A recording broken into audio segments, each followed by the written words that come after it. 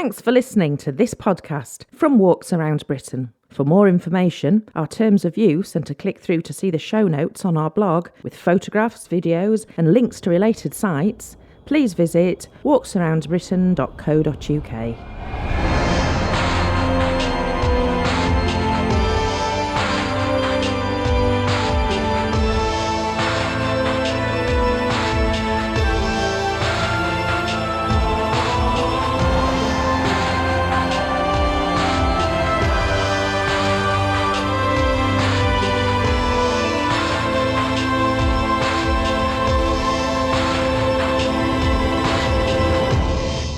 On the 25th edition of the Walks Around Britain podcast, photographer Mark Gilligan goes wild camping for the first time, and all of those things that you do outside of the normal boundaries of home life are great at, I think, bonding. Julia Bradbury on family camping and the great outdoors.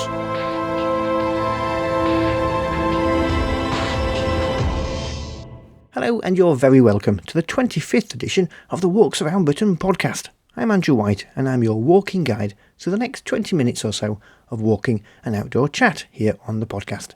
Now, if you'd like to find out more information about our walks, our videos, and what we do generally, you can find out more on our website, walksaroundbritain.co.uk.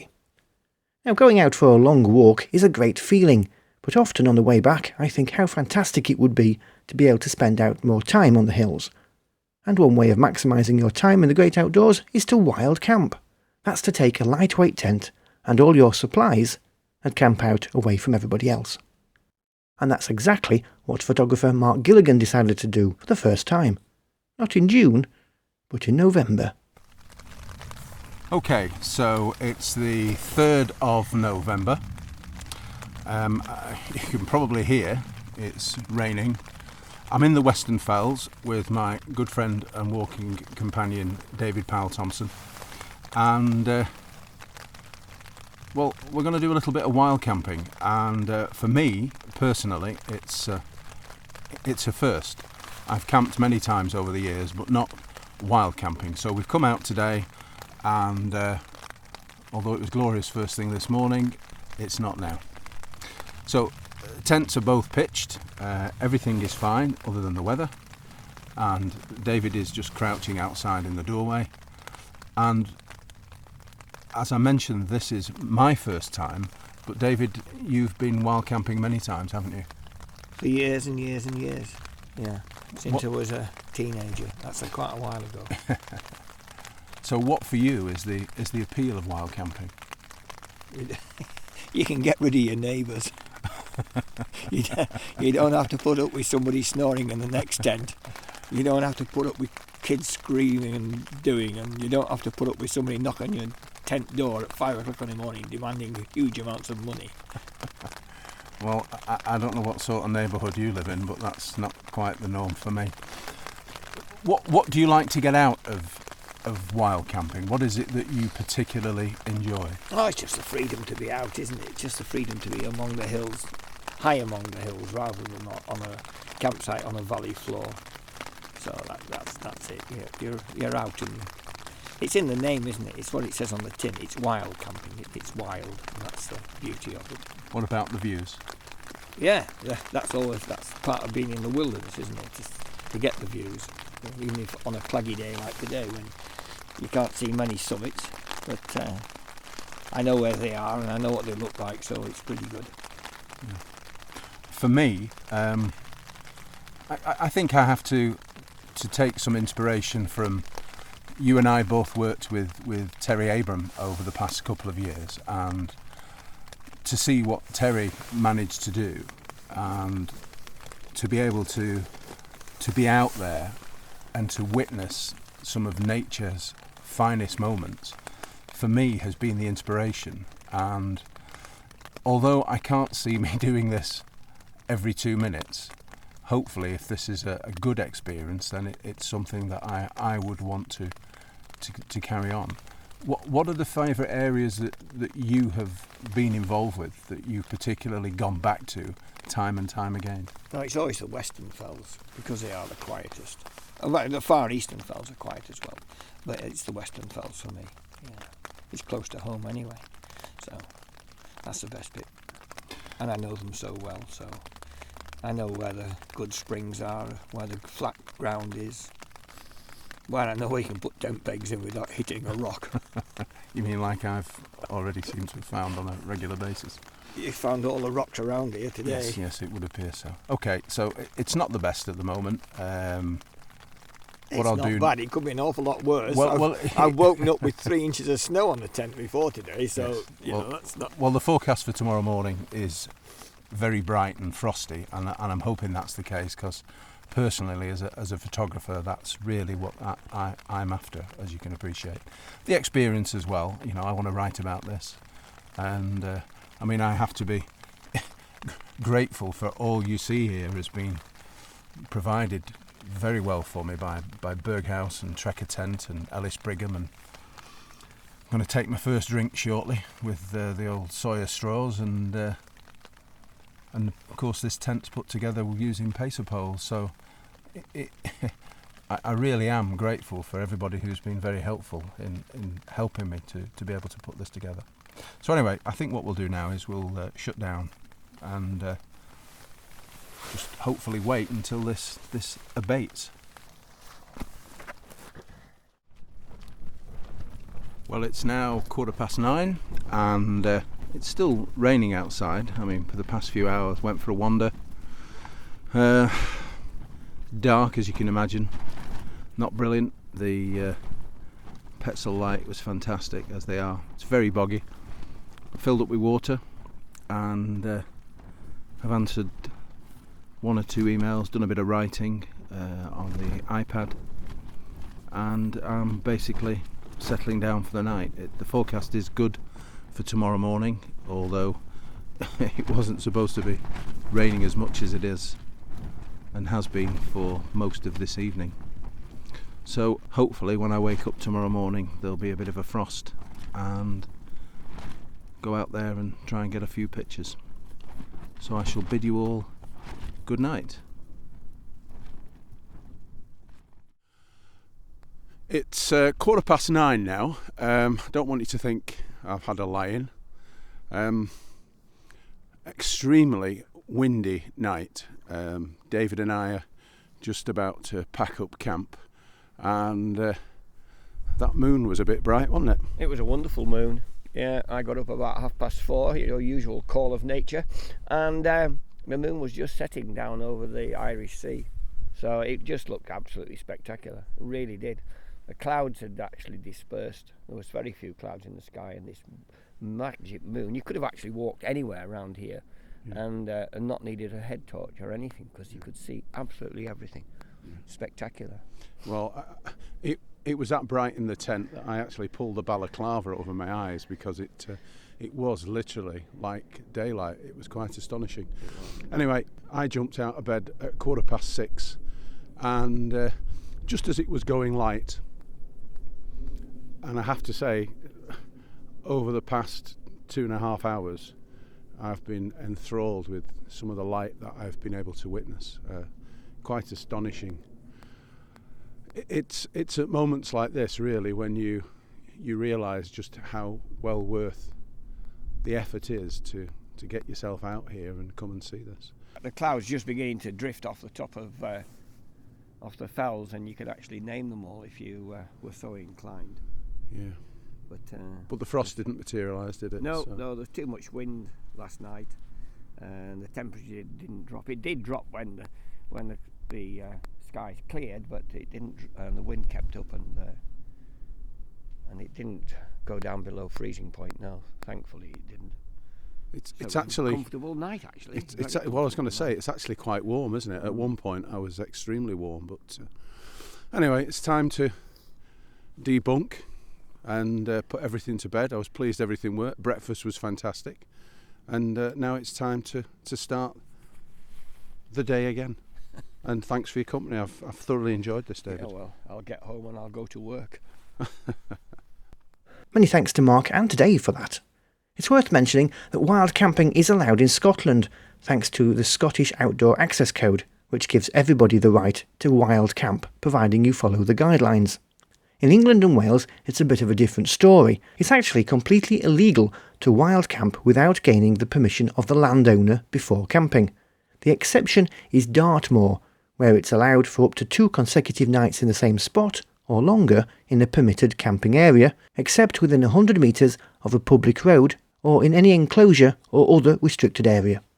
In other parts of England and Wales, it's generally tolerated in upland and remote areas, such as the Lake District. In fact, there's a page on the Lake District National Park's website outlining what you should do in order for wild camping to be tolerated, whilst at the same time reminding us that it's completely illegal. If you'd like to find more information about wild camping, you can find out links on our blog, which you can get to by clicking through on the homepage of our website, walksaroundbritain.co.uk.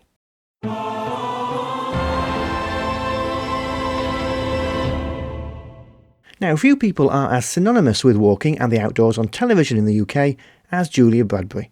From the very first Wainwright Walks series back in 2006 through to Countryfile, Julia has been at the forefront of the push to get more people outdoors. Once president of the Ramblers, she now has the same position in the Camping and Caravan Club. Julia, welcome to the podcast. So you're known to many people as a walker. Have you always been a bit of a camper too? I wouldn't describe myself as a bit of a camper, no. I'd definitely say I'm an outdoors person, and although I have, I do camp and I have camping experiences up my sleeve, I definitely wouldn't say that, I'm your hardcore camper. So you're a caravan person then? It's a bit of a combo for me. Over the years, my years of experience has been a little bit of that. And I tend to be the kind of person that camps when they're camping. It's because we're doing something extreme, or we're in an area or a place in the world where camping is the only thing that we'll do. So I've camped in India, and I've camped in Africa, and I've camped in Iceland because that's what we've been doing. The kind of expeditions that we've been on have required camping. Okay. So I haven't done a lot of that family camping thing. But you've got all that to come now. I know, I've got all of it to come. Looking forward to it. Well, my family and I are big campers, and we love to go to the Camping and Caravan Club sites because they always seem to be quite friendly sorts of places. And also it's great to feel as safe as you can be these days, that you're letting your children out running around and doing the outdoors thing. Oh yeah, absolutely. I mean, there is nothing like that. There's nothing like having that access. And I think the thing about doing adventure holidays, and I include camping in that kind of category, is that you get to do things together that you wouldn't normally get to do. You get to problem solve. You get to put up the tent. You get to cook in a different way. All of those things that you do outside of the normal boundaries of home life are great at, I think, bonding.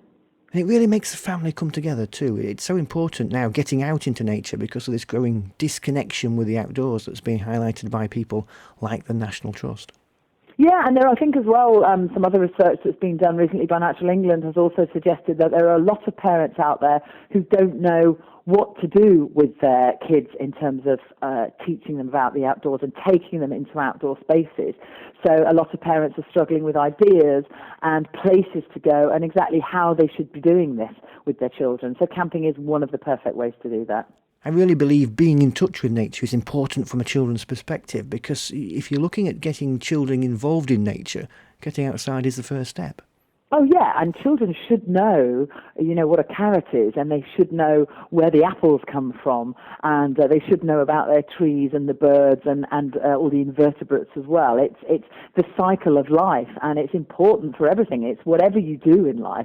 It's important to know where we come from, and nature is a massive part of that. And if we as a generation don't engage young people in the outdoors, how can we expect them to be fired up to protect and conserve it in the future? And we're already running out of countryside to look after anyway, so yeah, absolutely. So, from a walking point of view, and this question had to come, which is your favourite areas to walk in the UK? Oh gosh, I always feel very guilty when I answer this because question. You can't leave someone out, can you? You can't leave somebody or somewhere out, and inevitably, unfortunately, you do end up leaving somebody or somewhere out. But I went to school in Sheffield, and I grew up absolutely loving and adoring the Peak District because that's where my dad took me walking as a young girl, and after school we'd go walking together, and at the weekends we'd go walking together in the Peak District. So I have a real soft spot for that part of the country. I also grew up in Rutland, in near Leicestershire and Cambridgeshire, and on those borders, which is a much more serene landscape, I would say, not quite as rugged as the Peak District, but equally beautiful in a very different way.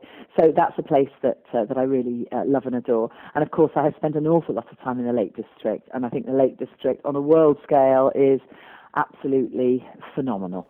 Rutland is one of those places very few people actually know where it is, isn't it? It's like, many will drive through and not even realise, but if they stop to explore, it's small but perfectly formed. Blink and you miss it. That's the problem with people driving through it. As you say, they can drive through it and not even know they've been there. It's the smallest county in England, right in the middle of England. When you look at the hub of England, it's a heart-shaped county right in the middle. And as you say, it's tiny weeny, but definitely perfectly formed. And multum in parvo is the phrase of Rutland, much in little. And the Lake District is in size is just the opposite. I'd love to work it out, actually. I'd like to know how many Rutlands you can fit into the Lake District. I shall go away like a sado and I shall work that out, because that will be a good fact to have at my hands. 2 areas you know very well. Yeah. So how many days filming would you say you've spent in the Lake District over the years? Oh, goodness me, I couldn't count. I mean, we're going back over years and years and years. It would be impossible. That would like me be asking you how many times, how much time have you spent in your car driving to places over the years? Impossible to quantify. A lot. And of course, many people think you must live there and are constantly making more Wainwright Walks. People assume that they're a sort of a rolling format and that we keep making new ones. We haven't made any new ones for years, not because I don't want to, but because of the ridiculous nature of television and the commissioning process, which is very complicated and not as simple as people might think. You would expect that if people like the programmes and they watch them in their millions and they want more, that programme would get recommissioned. Of course. But you know what? Television is not an exact science, and guess what, folks? That's not how it works. So it's not for want of me not trying nor wanting to do that. I would love to make more walking series, but at the moment it's persuading the commissioners that that's what they must do. And I suppose also there's your busy schedule that you now have away from television as well. Right now, it is very much about that as well. I'm a mum, so that has added a new dimension to the diary juggling schedule. Yes, of course. Yes. A very welcome dimension, but it does make it a little more tricky, and it makes time away from home much harder, because at the moment I don't want to be away from home. Filming trips, I always find filming trips are a bit of a double-edged sword, because you enjoy the work and the places that you're filming in, but you've got this big desire to get back home. Yeah, that's right. And right, I think it's particularly, I think when the little ones are this little as well, it is the cliches that it flies by, and everybody I meet tells me that, but it's absolutely true, and I know it does, and I'm feeling it flying by. So I'm particularly precious about it, and I'm trying to hold on to every moment. I know what you mean, because every time I go away filming for Walks Around Britain, I come back and my young daughter's moved on a bit, and I think, crikey, I was only away for a week. How damn, I've missed it. Yeah. You don't want to miss. I don't want to miss the words. I don't want to miss a moment. So the Wainwright programmes, were the 2 series of that? Yes, 2 series. This is 2. I suppose you'd say 2.5, because if you count the beginning of the Coast to Coast, which we started from the lakeside for our TV Coast to Coast programme. So that would be 2.5, because we had a few extra days filming in there before we went across the rest of the country. I must say, I actually found the follow-up series more interesting, the Wainwright Walks and the Canal Walks. The Caledonian Canal one was a particular favourite. Yeah, well, that's one of my favourites. It seemed to be, at the time, it was a natural progression, having done the Wainwrights. It seemed to be a natural progression to move the walks on, and as you say, we did it with canals and railways, and we also went abroad and we did South Africa walks and some German walks as well. So the walks really opened up a whole new genre, and we've done more than 50 television walks, so we've done a fair few. And then there's Countryfile. Yeah, Countryfile has become a massive success in its new slot, which is lovely. So it moved from having been on BBC Daytime on a Sunday morning for 20 years, 5 or 6 years ago, Matt Baker and I were asked if we would come onto the programme and move it to its Sunday evening slot, which we were absolutely thrilled and delighted to do. And it has just gone from strength to strength as a programme, and I think the ratings were about 8.2 million people, which is phenomenal. So as much people watching Countryfile as watching any programme like the X Factors or the Strictly Come Dancing. The rubbish on the other side. We're very, very proud. No, not all rubbish, but interesting. I think it's just very interesting that a programme like Countryfile can now reach such a massive audience. Indeed, yes. And especially looking at some of the other comparative programs who seem to have figures in the same area. Isn't it interesting that here's a program about our great British countryside that is doing just as well? And if they could count the amount of dogs that watch Countryfile too. Exactly. Well, we need to. If only we could count the dogs as well. I think we'd have been back into the days of the two Ronnies, and we could have had 22 million people watching. So what's on your agenda whilst you have the presidency of the Camping and Caravan Club? I think really it's just to continue spreading the message about the outdoors, to encourage families to spend this important time together, adventuring and enjoying the whole experience of camping. I'd love to appeal to some of the younger generation as well and make sure that they're still engaged and care and are interested.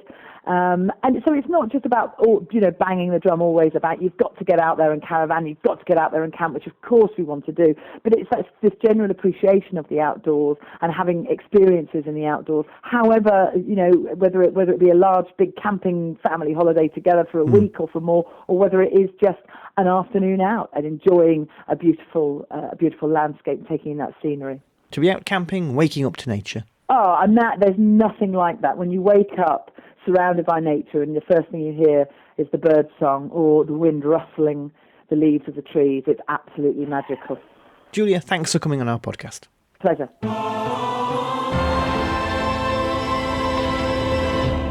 Well, that's the end of another podcast. Thanks for listening. If you'd like to listen to the other podcasts that we have available, you can find them on iTunes. You can also find them on Audio Boom and on our website, walksaroundbritain.co.uk/podcasts, and you'll be able to find all of them there. And if you'd like to subscribe to us on iTunes, that would be great. And we'll send you the very latest edition straight to your inbox. And don't forget you can follow us on social media. We are at Walks Britain on Twitter. We're also on Periscope now too, so you can check us out on there. We're going to do some live broadcasting. Very exciting. Until next time, thanks for listening and happy walking.